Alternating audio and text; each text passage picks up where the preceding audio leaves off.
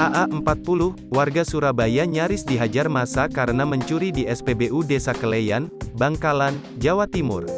AA seorang diri mencuri uang dalam laci, Selasa, tanggal 15 Maret tahun 2022, sekitar pukul 11 waktu Indonesia Barat. AA memanfaatkan kesibukan petugas SPBU. Ia sebelumnya sempat mengisi bahan bakar sepeda motor jenis Matic berwarna merah Nopol L4881GQ. Bukannya keluar dari lokasi SPBU, AA berpindah ke meteran Pertamax di sisi barat dari tempatnya mengisi bahan bakar. Ia putar arah menuju meteran pengisian bahan bakar Pertamax. Begitu teman-teman lengah karena saat itu sedang ramai, pencuri itu mengambil uang dalam laci, ungkap petugas SPBU, Bambang.